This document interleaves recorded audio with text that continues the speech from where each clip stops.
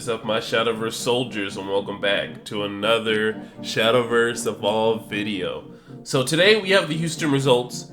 I unfortunately cannot go to Houston, but I want to thank Connor for giving us the information that we needed and with these lovely graphs on doing the information for us. So, this is Houston. I know it was like a regional qualifier event for Worlds. Shout outs to everyone who did very well. But here's all the decks that showed up. All the decks are actually apparent. So there was 1 Forest with 4 Swords, 6 Runecraft, 10 Dragon, 4 Abyss, and 5 Haven. So we can see what's really dominant in the meta. As I've told you before, Dragon is definitely the elephant in the room. And this is definitely pre-Shenlong, because Shenlong scared everyone. It definitely caught me by surprise. But with Shenlong being as it was, Dragons was definitely the popular kid in the room. Everybody was playing that deck. Second hand being Rune, which actually makes me very happy. And then right under that, you know, is just Haven and then Abyss and Sword. And then we have the outlier, of course, Forest. Shout out to the 1 Forest player. I know you were in a room full of, well, with the, you know, abstraction of 3 other decks. I'm not sure them being Forestcraft, because I know Forestcraft is definitely just the smaller kid in the room. But shout out to the Forestcraft player. You know, you tried. I can give it to you. You're playing the bastard child. And there's nothing wrong with that, because Forestcraft can still do well. But as you can see, this meta, it's, you know, focused around dragons, but, you know, that's how many decks were there total. So let's look at the placings for the topping decks. So we have first being Sword, second being Haven, third place being Sword, fourth being Discard Dragons, and then 5th through 8 being 2 Swords, regular Dragons, and Abyss. So now it makes me think, what in the world, with all those Dragon decks being there, the percentage you would think, you know, mostly Dragon decks would be topping. But on the other hand, it was Sword. Sword took the most out of top 8, and that's amazing. Because Sword, like I told you, it's had that flexibility and the consistency. If you've been watching the Inverse Academy videos, check those out if you haven't seen them. But 100% Sword has that flexibility of being in whatever situation they want to be in by either flooding the board or, you know, just going in. Like, the mid-range and the tempo for Sword is absolutely ridiculous. There's not one time where I can see a Sword player saying, hey, I'm going to play a card and I need this card and I pray that I draw into it. No, that's not what Sword does. Sword says, hey, I'm going to play a card and I'm going to search the card that I need or the play I'm going to want to do next turn. Or I can set up for what I want to do in the late game if this happens. You know, that's the best thing about Sword, is that it can be so flexible. It's 100% consistent in the form of, you know, you can just find one searcher and then, you know, you're going from there on, like, forward. The Heaven player getting second, I commend you, because playing Control in this format is very hard, especially if you're going the Statute Seraph route, and pulling it off is very nice.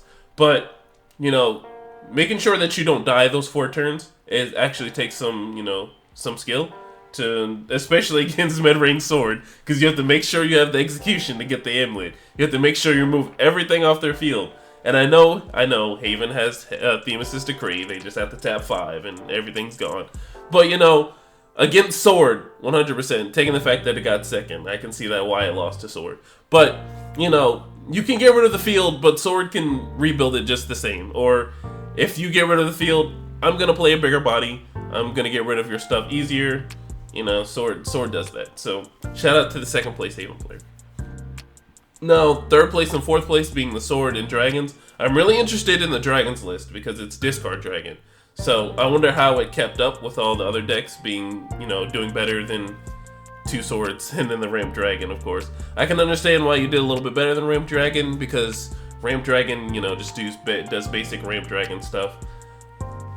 But, shout out to the Abyss player, the 1 Abyss player to get into top 8. But I'm loving the setup. I'm sad to see that 6 Rune players did not perform to get into top 8. So I'm so sad to see that. I don't know what version of the deck they were playing, whether it being Earthright or D-Shift, but personally I'm disappointed, because you guys know, if you know me, I love Runecraft, even though You know, I'm repping like so much Sword love. But you know, Sword right now in Houston was doing good. Sword, so realistically, Shenlong wasn't too much of a problem because Sword said, I don't care. You know, I'm gonna push through whether Shenlong's there or not. So let's do like a little recap of what we've seen so far. So we still have the same decks, but it looks like there was no real like difference in the Sword decks. They all revolved around Leonidas, and that's good. Now let's go ahead and look at the deck list. So here is the first place list for Houston. Now Juan Cena's Swordcraft. Now I'm not a Swordcraft player. I'm not even going to recognize as a Swordcraft player. But I know that this list looks solid. This list looks solid. So you got the 3 of Bellringer tech. 100% always have the Bellringers on deck. Just because you can deal with aggro. And if you go against the mirror match, whoever's rocking the Bellringers and can get your 1-drops and 2-drops that have, you know, 2 defense, I'm going to check you. But, you know, the 3 of Bellringers, the 3 Maid Leaders, the 3 Quick Bladers, 3 Swordsmen, you know, the staple 1-drop package. Then you have Unbridled Fury. It's very good for removal. The Gunner Maid Seer for the searching out the princesses. Now, my buddy didn't think that Latham was that good of a card, but I don't know. A 2-drop 3/3 is actually pretty good, especially after you drop Leonidas' Resolve, and he becomes a 6/6 with Rush, so that can definitely remove anything off the field. The 2 of Floral Fencer, 2 Gem Staff Commander, and the 2 of Novice Trooper. Now, like I said, I'm not a Swordcraft player, but personally me, I think I would run 3 of them because they have Storm. But I mean, Juan Cena's like, he's got it covered. He's got it down pat. I mean, he got first place.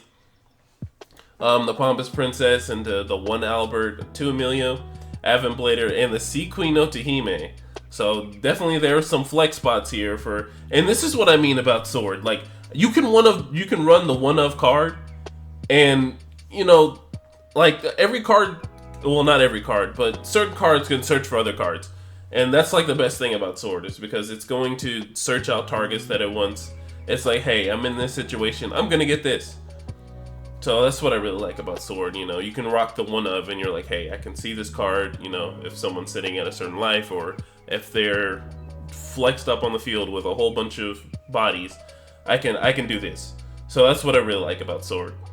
And then next, we have Royal Banner. So, if you don't know what this card does, it is from set 1. And, you give each Swordcraft follower on your field +1/+1. And then whenever another Swordcraft follower is put onto your field, give it +1/+1. So, this was really what made Sword back in set 1, before we got Leonidas.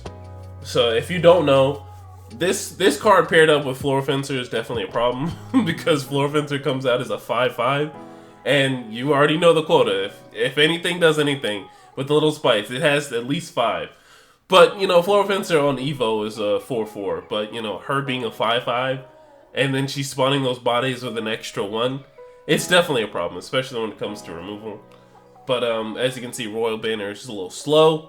But there's nothing wrong with that because Sword is tempo. So whatever way you want to go, Sword is going to handle it. And then you have the Aurelia, excuse me, if I mispronounced her name. I'm very bad when it comes to Swordcraft followers' names. And then the Alexander, Leonidas, and then the Tsubaki. Along with the Evolve deck being the Bellringer, Maid Leader, you know, Floral Fencer, Albert, and then Avid Blader. Along with the Sea Queen and Leonidas. So this was the first craft list, the first Swordcraft list, excuse me. And it looks like it performed very well. Congratulations to you, Juan, and I hope you enjoy your W. So next, let us talk about the Havencraft deck. So, Havencraft, as we've talked about in the breakdown, this looks like a very, very good list. It has the really spicy tech of Cruel Priestess to play a 5-drop amulet from your hand or less in your cemetery and put it onto the field. So that being, you know, Tribunal of Evil and Good, and then anything 5 or less. Feels pretty good, especially when it comes to amulet. I see that this isn't focused on the Institute Seraph line, and that is very, very spicy. You know, not tapping out for an amulet that, you know, only gives you a stack each turn. Because, you know, you tap out on 6, there's a high possibility you might die, especially going up against Sword. And I don't know, there wasn't a stream, I couldn't watch the, you know, videos of what happened. I hope we get that in the future. We're struggling in the sets, but, you know, hopefully for these regionals we'll get some streams going. You know, Bushy Road, if you're watching, hey, shout out. But this definitely looks like a staple, you know, control build. It's got tons of removal, it's got lots of, you know, I can summon Falcons into Holy Tigers. I'm liking the 2 of Path to Purgatory. You know, if you don't know what this card does, you draw 3 and then deal 3 damage to yourself. And then if your life is at 6 or less, you can engage this card and then deal 6 to each follower on the field. So that's pretty good. But, you know, this deck just feels like it's just tons of removal. It's tons of removal until you get into the Heavenly Aegis line. And, you know, you can really get behind that one in terms of decks. And with, you know, Path to Purgatory to draw so many cards, you can definitely put, you know, Tribunal of Evil and Good into your cemetery. But I think this paired up, the Cruel Priestess paired up with Kaguya is absolutely ridiculous. Just for the fact that you can deal something 5 and then you can engage something, play Tribunal of Evil and Good, kill something, and then draw a card. So you're replacing the card that you had with Cruel Priestess, and it feels pretty good.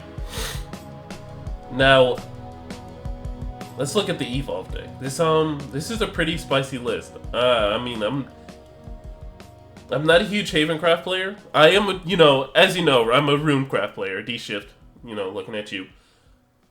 And I like Control. It feels very good.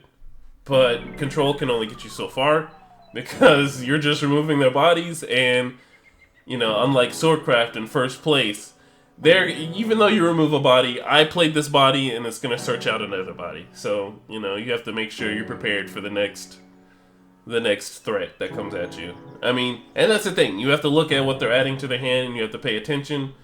And, you know, sometimes you just can't get there every game. And that's Control. You just can't get there every game. Now, let's look at this Evolve deck. So we have 1 of Bellringer, the 2 Prison Priestess, the Priest of Kildrel, 1 John d'Arc. That's interesting. And then the 2 of Kaguya and the 2 of Heavenly Aegis. So it looks like this deck just revolves around the turn 9 Guardian Sun, or, you know, the turn... Well, I guess you can't really do the turn 10, can you? Yeah, no, it's too expensive. So, turn 9. I just had a little bit of a brain fart there, forgive me. Turn 9, you definitely do the Heavenly Aegis into the Guardian Sun combo, and you really focus on that. So that's really what it looks like for the Havencraft. But I do like the Flex in Path of Purgatory, and very good for the draw, especially taking the fact that this deck runs 0 Sacred Pleas. So, you know, Path of Purgatory instead of Sacred Plea. You get there faster and spend 3. So we got the 3rd place Swordcraft list. Wild Jams, I think I said that name correctly. I'm not sure, but you know, it kind of looks like the first Swordcraft list, but a couple of differences. There's a Dark Angel Olivia, the 3 of. So Dark Angel Olivia is definitely a good flex spot. She's definitely a good tech option with the multitude of abilities that she can do. Now, I'm not sure if running her as a 3 of. She's very good to play on turn 5 and gives you those flex options, but I don't know. In my testing, I haven't ran 3 Olivias. I've barely even gotten to run 2. So, but you know, my decks don't naturally run them. They're very good. I feel like Olivia is very good in the mirror matchup. So this person probably expected to see a whole bunch of sword. Alright, I mean, realistically, it's very good into the mirror matchup, and it's good into the aggro matchup. If you get to 5, that means, you know, hey, I got to 5 against the aggro matchup. I'm going to stabilize. When I mean aggro matchup, I'm looking at you, Abyss. Turn 5, I should be, you know, I should be stabilizing. So that's really what I think of when, you know, people run Dark Angel Olivias for tech options for 100% for the mirror match. Match them in terms of the evolution points, heal against the aggro, all the things that Olivia does. She's just so good.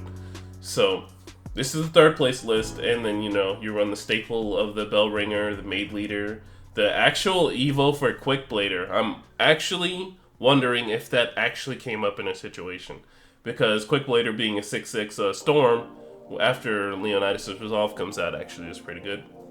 the 2 of Floral Fencer, the 1 Albert Evo, 1 Avonblader, and then the 2 of Leonidas. So this is the 3rd place Swordcraft list, and it's actually pretty solid being at 40, but it looks like it didn't have the tech options like the first one with the Seed Queen Odahimes and whatnot. Actually, looking at this now, this doesn't have any Pompous Princess or Gunner Maid's area, so there probably wasn't too many searching besides Maid Leader and the Gym Staff Commander, and then Avonblader. But hey, what do I know? I'm not the Swordcraft player, but this deck still looks solid. It got 3rd place, and it's absolutely amazing. Alrighty, so we have the 4th place Dragoncraft list. Sangara's Dragoncraft list. And it was discard dragons, folks. So this is the new playline that came out in set 2. I don't know if it's going to get a nerf. Dude, well, it's definitely getting a hit due to Shenlong, but I mean, they're getting like a new type of card like that in Uma Derby. So we'll just definitely have to see what these cards are going to do for Uma Derby in the future. Well, next week, guys, we're going to be doing the card reveals. So we're definitely going to be looking at the Uma Derby cards if you don't already know what they do. Because I personally don't know what they do yet. And the set comes out pretty soon. So let's go ahead and get into the deck. The fact that they have the 3 of Bell Ringers. Actually, now I think about it, I can't remember if the 3rd place list had any Bell Ringers. Well, that might have been it. But 3 of Blazing Breaths, the 3 of Dragon Flutes, the 3 Dragon Oracles. Those are like the staples, the staple stuff for dragons. You need your Blazing Breaths and definitely Dragon Song Flute for the discard version. And then Dragon Oracle for the ramp. You have Trail of Light for whenever you discard, you know, some tech to draw a card, so you replace the card out of your hand.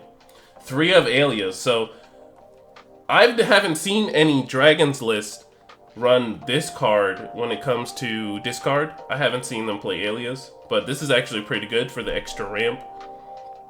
You have a Dragon Warrior, you know, to deal that extra damage on Evo. Serpent's Wrath 2 of, and the 3 of Dracomancer's Rights. So, you know, this is pretty good dragon stuff. I mean, it looks like regular dragon stuff, folks. Next we have Forte. Gosh, this card right here. I definitely need to check if they run the 3 of Evos, but it doesn't look like it because they also have the tech option of Erd. So Erd actually helps in the Haven matchup. So whenever they do the Instatute Seraph line, you know, shout out to 2nd place because they knew that Erd was a potential threat. But Erd can actually remove those cards after you evolve it for whatever, you know, they search out for the Instatute Seraph. They become 0, but they can't play it on the same turn because it happens at their end phase. So that gives you a turn to Erd and then remove one of those 2 targets, that being the most threatening, you know, threat. But Erd is actually a pretty good flex spot. And then the 3 of Shenlong. I think it feels good to see that this is the last I think this is the last North American tournament that will have 3 of Shenlongs, so I'm happy about that. Now, the 1 of Conflag feels pretty good, but along next to it is a Fafnir. So, taking the fact that they ran the 3 and 3 of the ramp, I'm pretty sure they're going to get to 8 and then dealing so much damage to everything. Some people say that Fenrir isn't too usable, but I think it's still good. It spawns a 7/8 body and then deals a certain amount of damage to everything. It's very slow, I get that. But at the same time, Dragon is fast because they're a turn ahead. So that running with Dragon Oracle and then Alia, you know, it's very hard to miss on the ramp. The 1 of Imperial Dragoon, the 1 of Bahamut, and then the 1 of Genesis Dragon. So the big bodies for burn and the big bodies just to attack are pretty good. Let's look at the Evolve deck. So we have the 1 of Bellringer, the 2 Dragon Warrior, the 2 Fortes. Alright, thankfully. There's not 3. And 1 of Erd, and then 2 of Shenlong. Soon going to 1, thank you. And then 1 Imperial Dragoon, and then 1 Bahamut. So this is a pretty solid 4th place list. I can see how it did very well. It's dragons. It's got every answer. It's got wards, it's got ramp, it's got removal, it's got burn, and it's got huge followers too. Good endgame followers. And then you can tech in the Erd and, you know, what you got? You got more removal. So, Dragons isn't really, I wouldn't say Dragon isn't control. I don't know. It's in a gray area for me. it can be aggressive if it wants to be. It can be a turn ahead, and just dragons being the elephants that they are, you know, they're definitely gonna have a huge presence. But only one dragon player got into top 4, so shout out to this person. I'm glad you did well. I'm pretty sure it was a fun tournament. So these were all the deck lists. Thank you guys for watching. I appreciate you so much. I hope to see you guys in the next video, and make sure you take care of yourselves. I love you. Make sure to like, comment, and subscribe, and be safe in whatever you do tonight, and be safe whatever you do with the rest of the year. I will see you guys in the next one. Bye.